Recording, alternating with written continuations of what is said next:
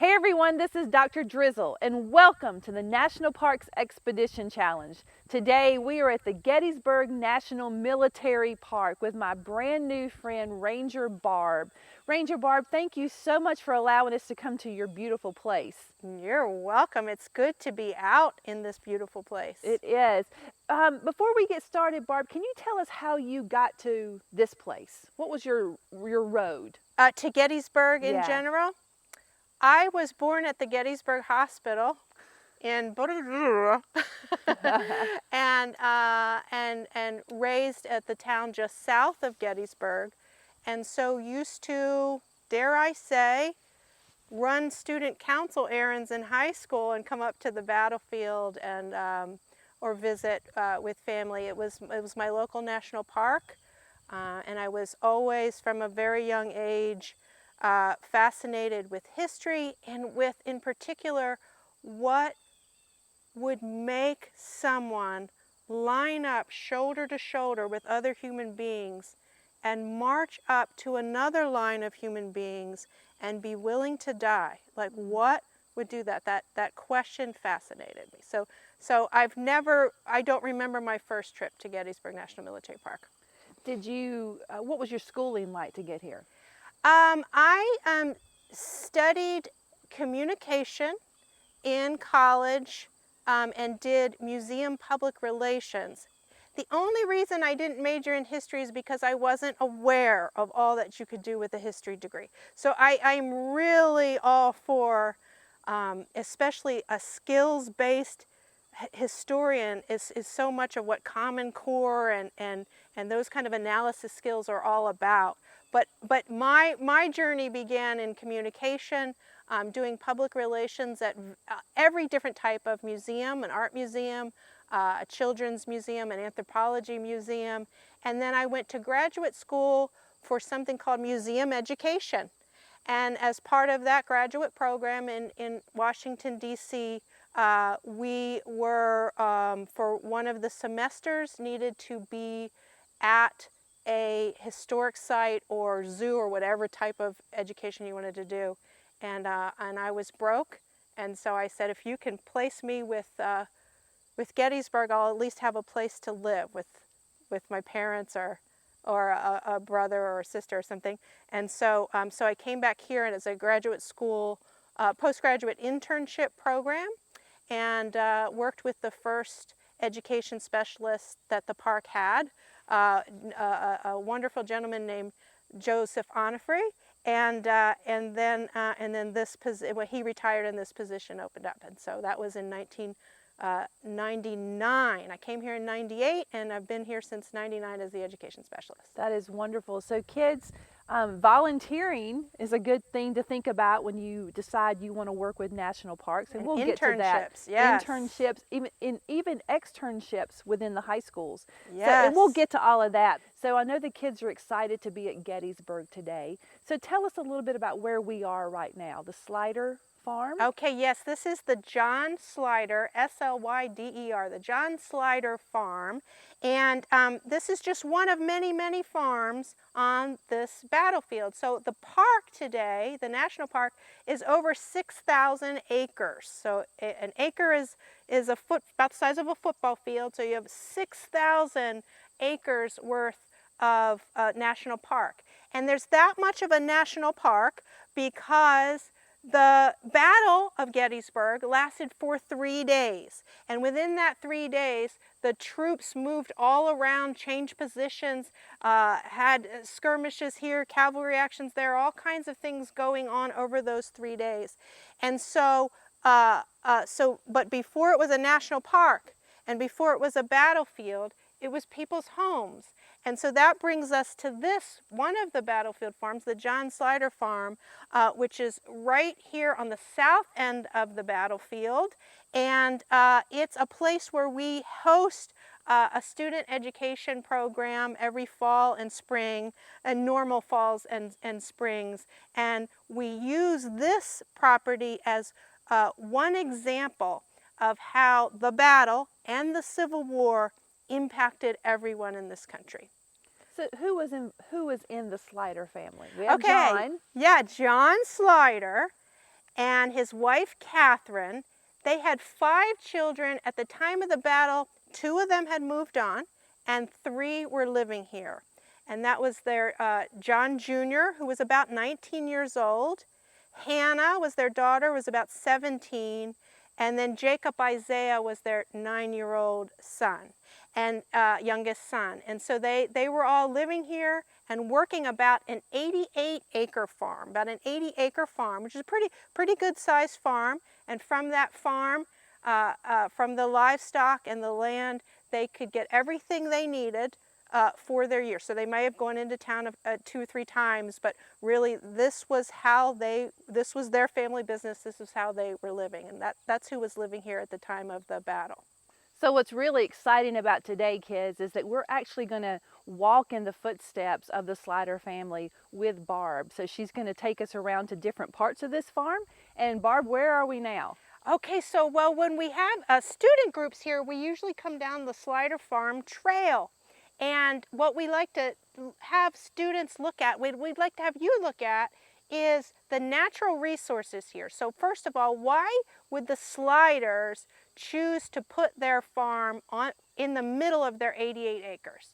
And what are they going to get naturally to be able to use and live and feed themselves and work here? And so behind me you can see what's called a horse-high and hog-tight fence.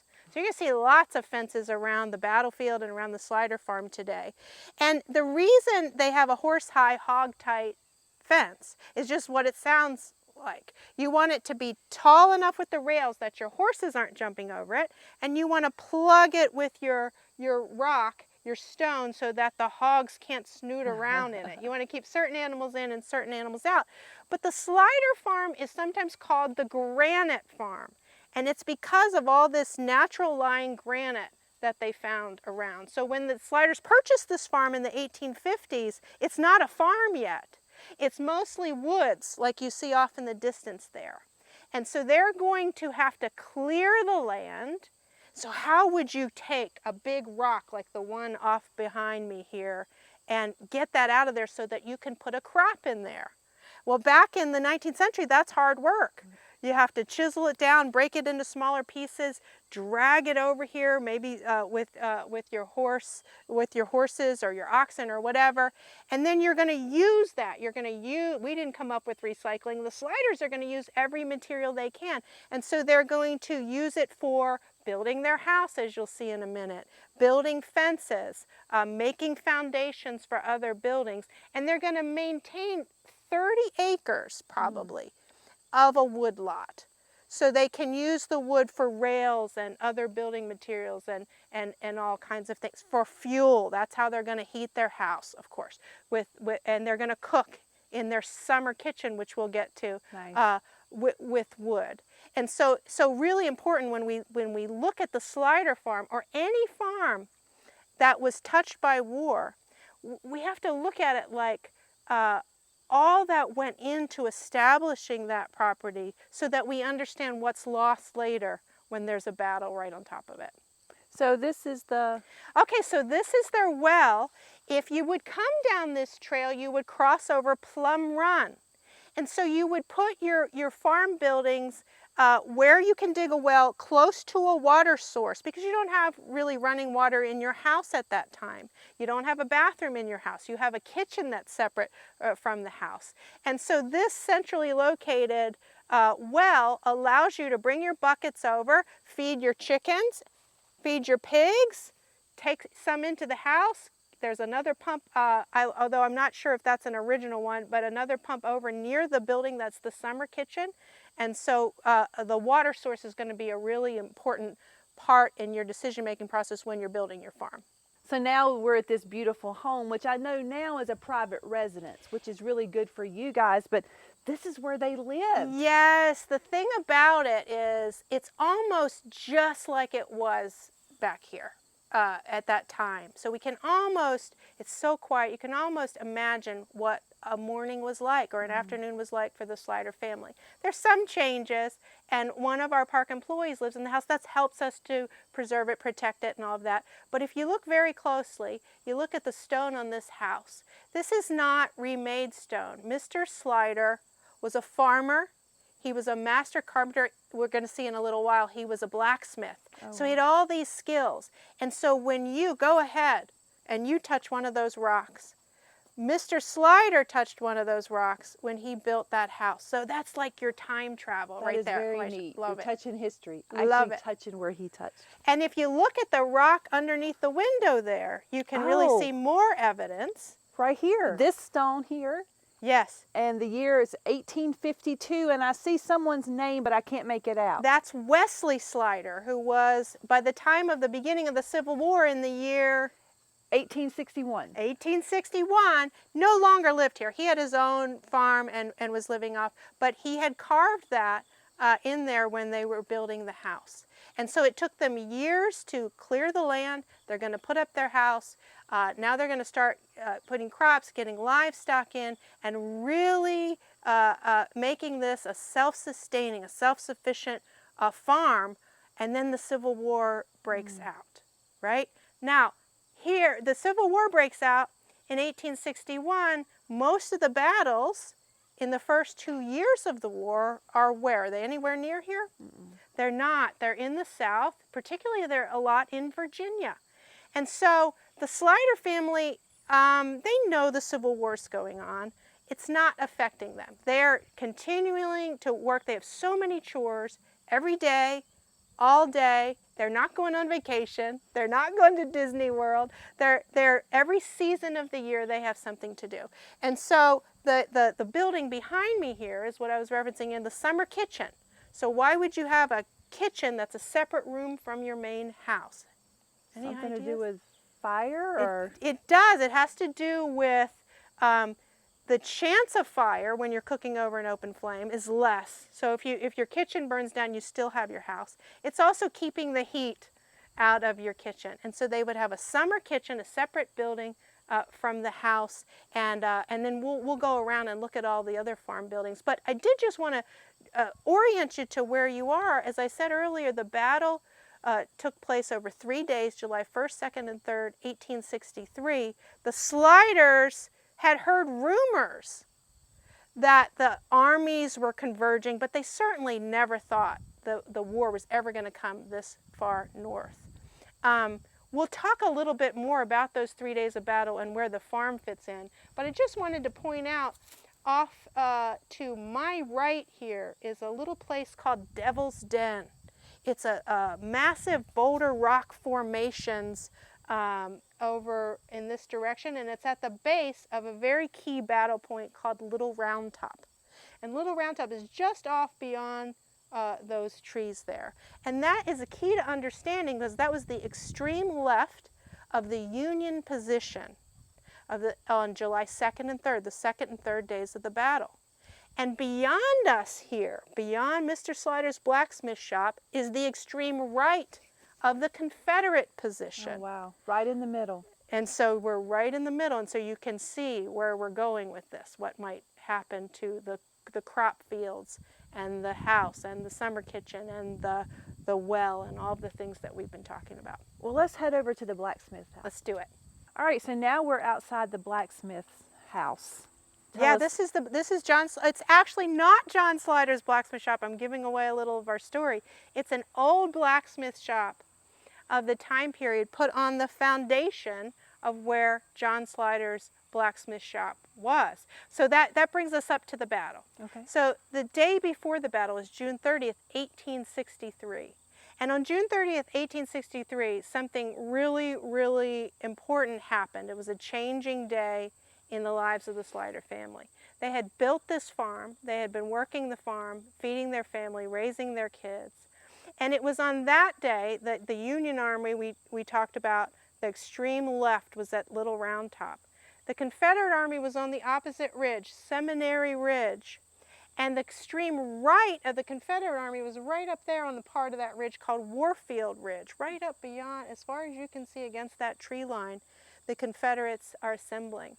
And members of the certain group of the Union Army was in advance of their men and was going to the farms and telling the people, including the Sliders, you have to get out of here. Oh. There's going to be a big battle. We have the high ground. They're probably going to sweep across and attack us, and you need to leave. And so the Slider family had to make a decision. Should I stay and try to protect my farm, my buildings, my way of life, my crops? I mean, even if the battle doesn't take place here, you have hundreds and thousands of men coming across, trampling the crops. You can imagine the damage. Or do we go and deal with what we come back? Now, what do you think the Sliders did? What do you think you would do? I think I would go. You think you would go? Yeah, I think I would be scared. Yeah, it was tough, and there are different stories. If you come to Gettysburg and you go around to the different farms, every farm has a different story. And a really interesting thing to look at, Slider family was a white family.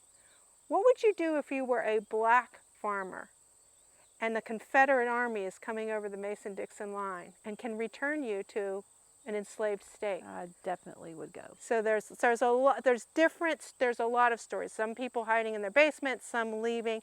The Sliders had a tough decision. They did ultimately pack up their wagon, and they had family who lived in Union Mills, Maryland, which today is about a 30-minute drive down Maryland Route 97. Back then, it was a while. They went there and they stayed with that family, part of their family, until they heard that the battle was over. By the time they got back here, the battle again was July 1st, 2nd, and 3rd of 1863. They got word on July the 7th, and they came back. And when they got here, amidst a lot of other damage, the blacksmith shop had been burned to the ground. And so that's why this is another blacksmith shop brought in on the foundation. The crops that they were going to use to make their bread and everything for the week had been trampled down as the Confederates moved across the field and over to the Little Round Top Devil's Den area. They did not break through the Confederate Army. There's going to be a third day of battle on July the 3rd, so they retreated back across the farm.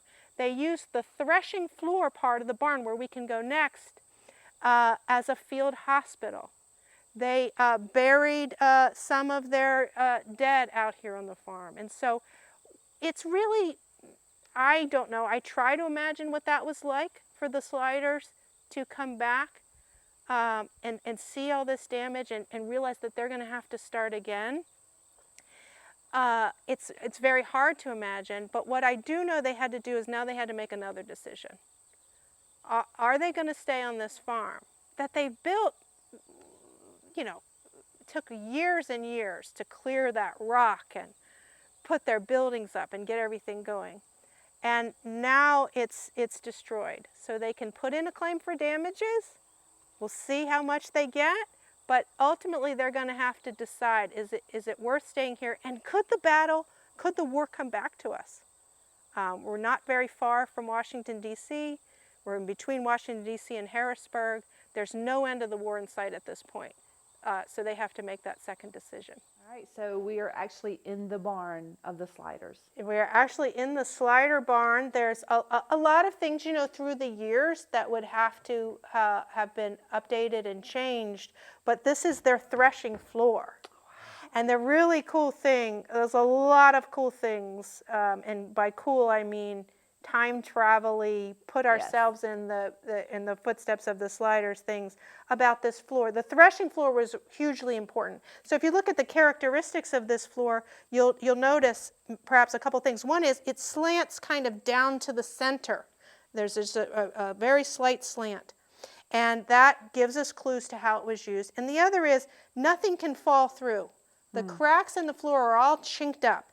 And so this was the threshing floor. So they would cut their wheat down with their scythe. Okay, this is very difficult work. This is before tractors and all of that. This gets to the point of having something to do in all seasons.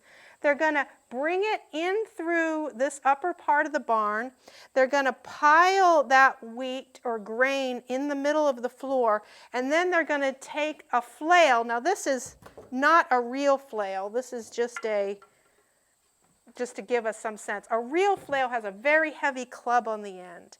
And everybody in the family would stand around and probably sing a song with a 4-beat measure so that I know that I'm supposed to flail the wheat on beat 1 and you on 2, 3, and 4.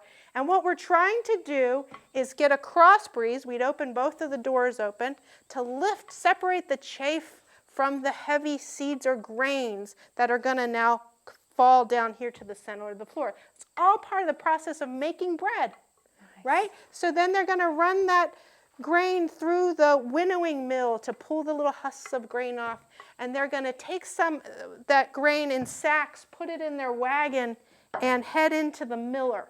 And the miller is going to grind that grain into flour. We're going to pay him by letting him resell some of our flour. Okay. And we're going to bring our grain, store it out here, and once a week, because we don't have preservatives, and we don't want our bread to become moldy, once a week, Catherine Slider is going to make the bread for her family to eat. Now the battle comes. The Sliders leave. And this is a big, wide open floor. A lot of the barns were good places for field hospitals. So you have straw that you can make a comfortable place, a wide open place, a water supply to take care of your wounded. This battle left 27,000 wounded men who were hurt in the battle, some mortally so, will die from their wounds. Others, they'll need a place to recover till they're strong enough to get to a general hospital. And so the Sliders' threshing floor is now being used as a hospital. And so just an example of how quickly lives can change, how the Civil War, any war and conflict, does not just affect the people lining up shoulder to shoulder and marching. It affects society in general. It affects everyone in its path. And it's going to change this family and for generations. So I think I was telling you earlier that the Slider family had to make this second decision. They actually tried to sell their farm. Nobody wanted a farm with dead soldiers buried on it that had been destroyed. They left it in the hands of family friends. They put in for a claim for damages. They weren't awarded anything to our knowledge because the ruling was that the Confederate troops, not the United States Army, had done the damage. So we don't owe you anything. So they moved out across Pennsylvania and into Ohio, figuring the war will not get that far, which was considered the West at that time. And generations later, there are still Slider family members who are farming in Ohio today. And some of those descendants came here some years ago now and we toured them around the Slider farm, just like we're doing with you today. Yeah. So it affected their lives, and it's just one example of sustainability, farming practices. There's a lot of things that we can learn just by virtually visiting or visiting any battlefield in person and looking out for how this impacted all of those lives and what it means. So there is so much to think about today as we've been walking in the footsteps of the Slider family. So our challenge is going to be a little bit different this time. I'm not going to have you actually build something, but I want you to think about what you had for dinner last night and where this food came from. It may have been from a grocery store. It may be from your garden. But now, knowing what you had, and especially if you liked your meal, I want you to design your own farm. And thinking about what you ate, what would you have to grow or raise to create this same meal 2 or 3 times a week? Now, I don't want you to say I'm going to the grocery store. You are responsible for providing this food. So use an online software program like SketchUp or Tinkercad, or you can do it with pencil, paper, and markers, but design your farm. Now, make it sustainable so that you're not just having one cow out there or one tomato plant. Think about you're feeding your family. Design this farm maybe even create an actual model of the farm, a scale model. And then we want you to share this on social media. Remember to tag hashtag NatParkChallenge, at Dacia92, and then our new hashtag, which is hashtag Expeditions in Education. We can't wait to see what you create, and maybe when you grow up, you move to a farm, or you find your own farm or place that you can grow. It doesn't have to be out in the country. We know there's a lot of great urban rooftop gardens that you can look at. This has been a great day. Before we leave this beautiful place, Ranger Barb, our kids are interested in doing this for a living. And we've seen all over the country that you can have all different types of degrees. You can get in through the Peace Corps. You can come in through an internship. But if you had any advice for our kids on how they could get your job when they finish school, we like to say that we want our passion to intersect our purpose. So what advice would you give our students? Okay. Gosh, I would say so many things. I would say I would pass along the advice that someone gave me in college. And that was, this woman said, if you can make your life's passion your life's work, you'll never work a day in your life. So I would just say develop your passions. Develop what you care about. I grew up on a farm in Pennsylvania. I used to read a lot about Laura Ingalls Wilder series. Also a lot about farming and things. I used to read a book, an author named James Herriot, who was a veterinarian who went around on farms in England in the 1940s.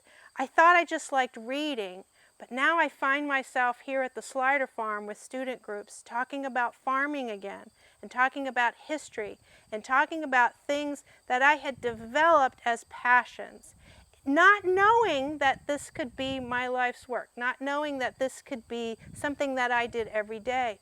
So I would just say whatever you want this job, any job in the National Park Service, any job at all, develop your passions and the job will follow.